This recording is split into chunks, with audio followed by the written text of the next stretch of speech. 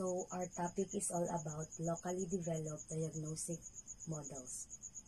Despite the predominance use of Western models in conducting organization diagnosis in the Philippines, there have been efforts to come up with models that are more aligned to the local milieu. The Philippines, most companies use organizational diagnosis methods created in Western countries. However, some people are working on creating new methods that are better suited to the unique circumstances and culture of the Philippines. They believe that methods developed elsewhere might not fully understand or address the specific challenges faced by Filipino organizations. That's why there is Blandin-OD process model. So, the Blandin-OD process model, Dr. Jacqueline E. Blandin, founder of the Southeast Asia Interdisciplinary Development Institute, developed an OD process model that was used by Taiko in 1988. In the Organizational Development and Management Training Program of the Philippine Partnership for the Development of Human Resources, Dr. Jacqueline Blandin created a model for improving organizations, specifically designed for use in Philippines. This model used in a training program and it has 3 phases. So, the 3 phases are diagnose, develop, and evaluate. In phase 1, diagnose, the objective of the first phase is to define the reality of the system. So, the first phase, diagnosing, aim to understand the current state of the organization by assessing the situation, identifying problem areas, and exploring root causes, understanding how the organization currently functions, its strengths and weaknesses, identifying specific issues or challenges the organization faces, determining the reasons behind these problems, the root causes and trigger them, and coming up with ideas on how to fix the problems. And in this phase, there are 2 stages. The stage 1 consists of defining the system, and stage 2 consists of identifying the problem. So in stage 1, anchored on the system theory of Katz and Kahn in 1966, stage 1 defining the system begins with a visualization and illustration of the organizational system. So in stage 1, it involves defining the organizational system by visualizing its structure and identifying related subsystems. So, Katz and Kahn's system theory, it starts by creating a visual map of an organization. This involves identifying the main system or the organization itself and its related parts, including smaller components or subsystems, larger context or macro system, and broader influences or megasystem. After mapping these elements, we define the organization's purpose or its vision and mission and core values. This process helps us understand how everything in the organization works together and what it aims to achieve. So I'm Tessia Galot. So for the continuation of the report, stage 2, identifying the problem. Analyzing the focal system based on the 3 criteria. So we have 3 criteria, which is systemization, compatibility, and wholeness. Systemization, how will the system perform its function? Compatibility, how will the system interact internally and externally? Wholeness, how will the system function as a unit to achieve its purpose? We need to check how the system works by these 3 criteria. Developing SMART. SMART stands for specific, measurable, attainable, relevant, and time. To understand how the system working, we create a SMART goal. And SMART goal help us to track progress and find problems. Evaluating the focal system based on smart indicator. So, if yung system nag-work, pasabot ang type functional o positive. If wala nag-work ang system, dysfunctional o negative. If na-ay dysfunctional, it's a sign or a symptoms that there's something wrong. Further analysis of indicator to identify sub-problem related to systemization, compatibility, and wholeness. After ma-identify ang sub-problem, opposite sa pag-determine sa root cause of the problem. And after ma-determine ang root cause of the problem, opposite ang formulating case statement. So there are three: problem statement, ideal statement, identifying the gap between the current and ideal state. Problem statement, so muna ang what is it or unsang problema. Ideal statement, what should be. Identifying the gap between the current and ideal state. Identifying the gap between the current and ideal state, so dili siya makita if naabay mali or nainiwala sa system. And after ma-identify ang problem or ma-fix ang problem, completion of this stage allow the OD practitioner to move system planning in blended OD cycle.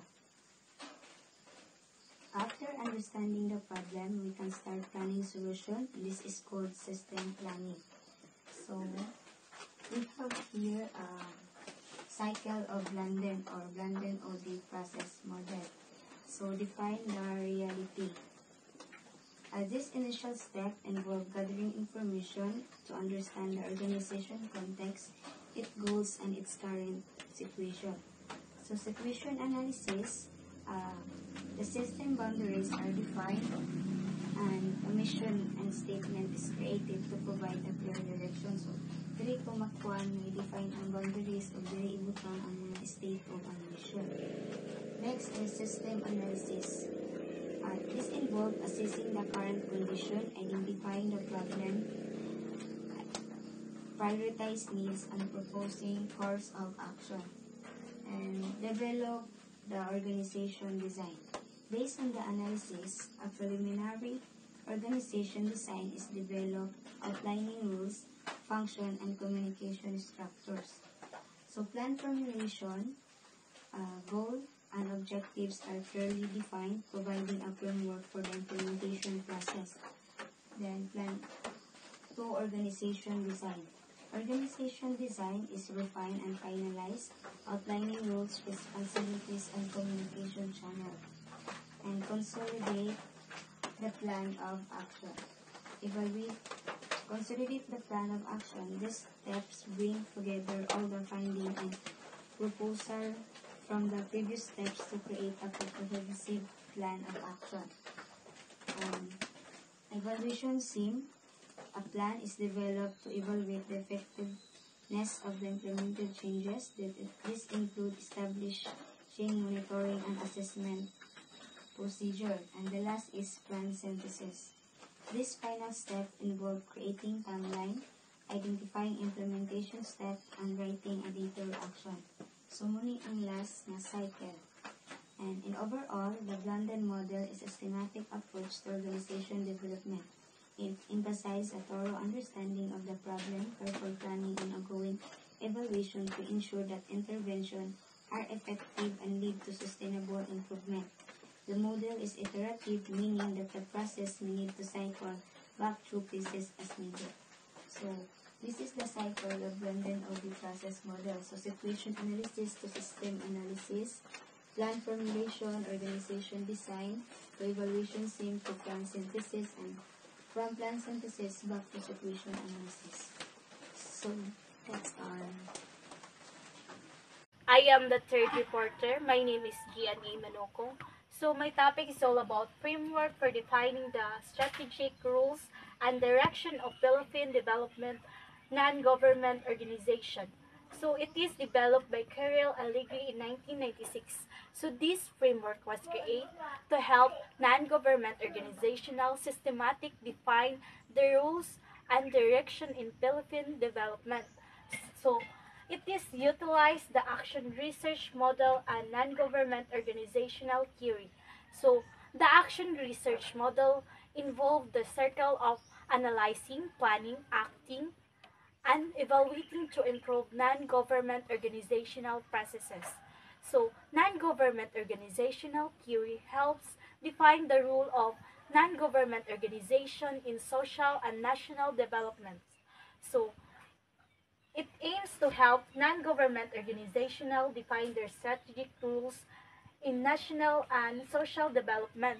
So, this framework guides non-government organizational in identifying their mission, structure, and strategies for long-term impact. So there are three-step process. Step 1, defining and understanding the non-government organizational context. So it is examine the collective history of non-government organization. So it is initial to understand know on how to non-government organizational have involved in Philippines, including the historical events that shape their development. So, identifies their values, visions, and strategies. So, non-government organizational operate based on shared principles, and this step clarifies their common goals and strategic directions. Assesses the external and internal environment affecting non-government organization.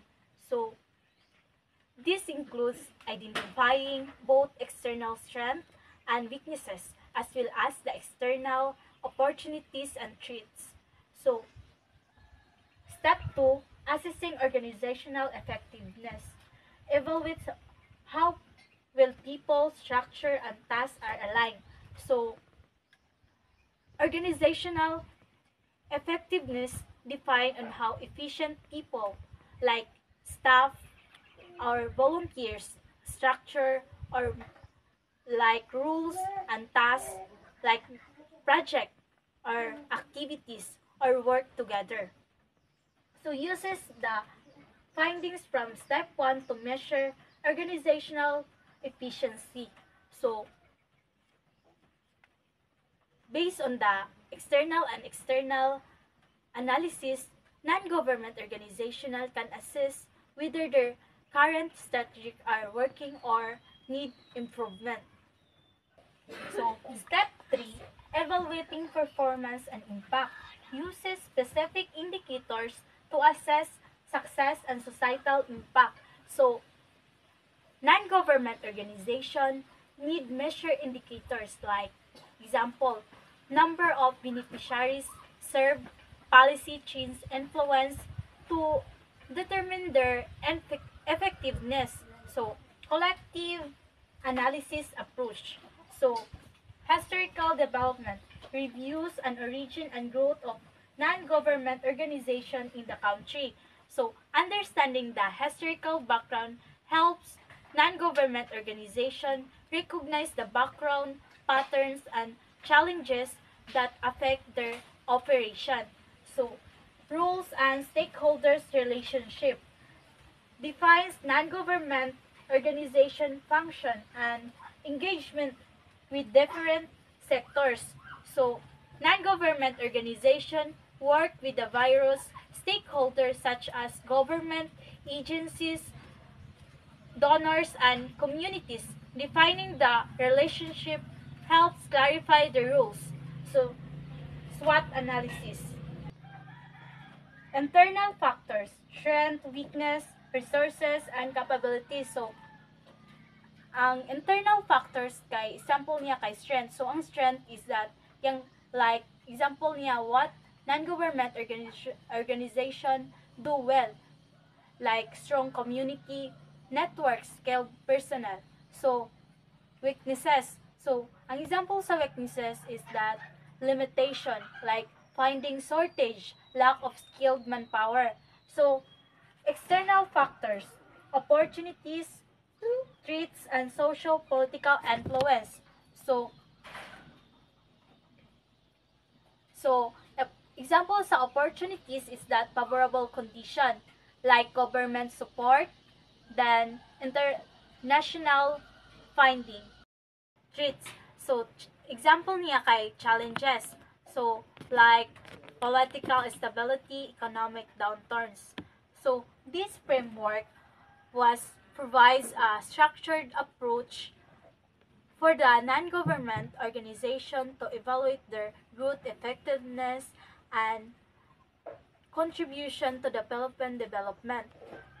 So by following this framework, non-government organization can improve their strategic planning, strengthen their impact, and ensure the long-term stability. That's all. Hi everyone, my name is Quadro and this is the continuation of our topic. So my topic is all about NGO sector diagnosis and assessment. So this topic it talks about how NGOs work and how to check if they are effective. And we will look at different parts of an NGO and see how they have achieved its goals. So this is the continuation of our topic. So analysis of power relations. Understanding power and power relations is crucial in organizational dynamics.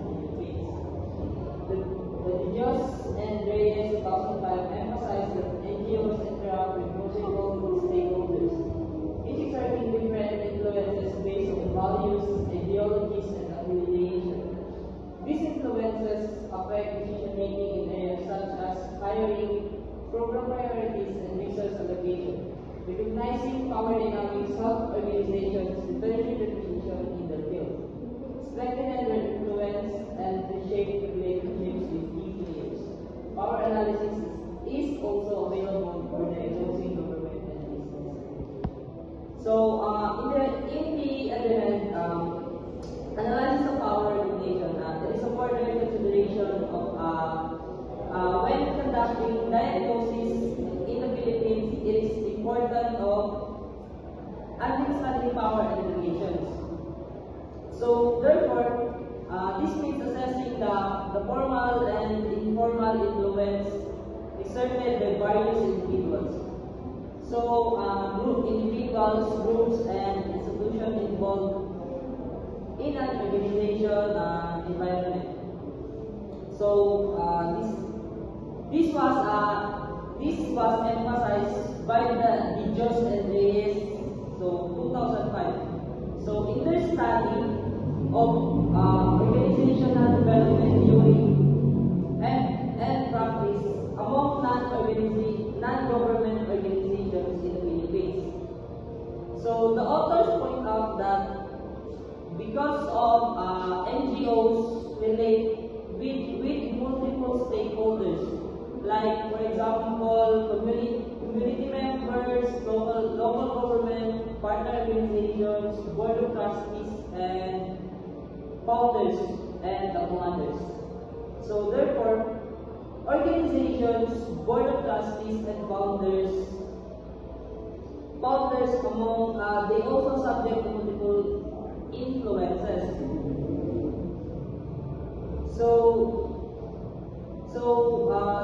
That can affect the way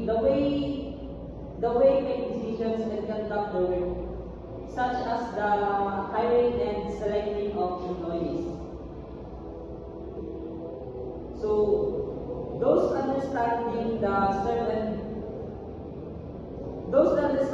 the power relations within and outside the organization. It is critical to determining the organization's position.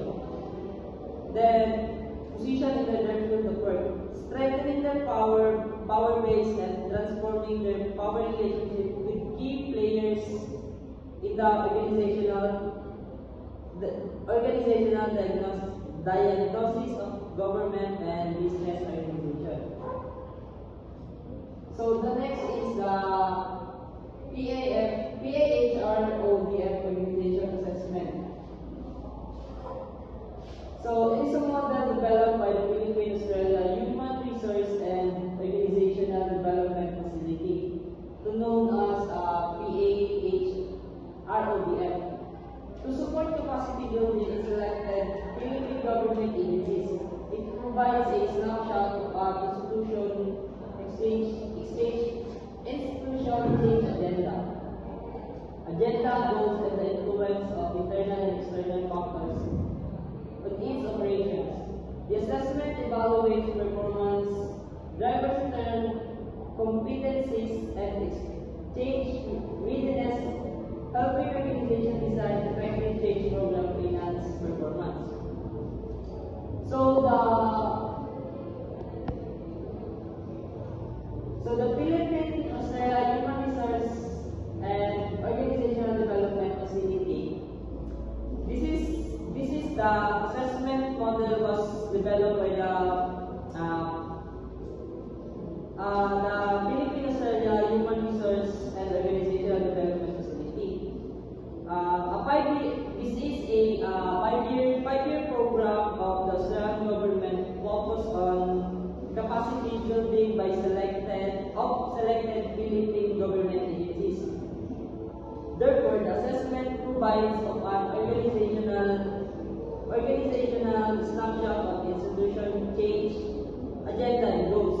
So, and the impact of its internal and external environment on its current and future operations. So, there is also an organizational scan of the drivers of performance. It is internal competencies and change readiness of organization. So this data aids the institution in charting its change program in order to enhance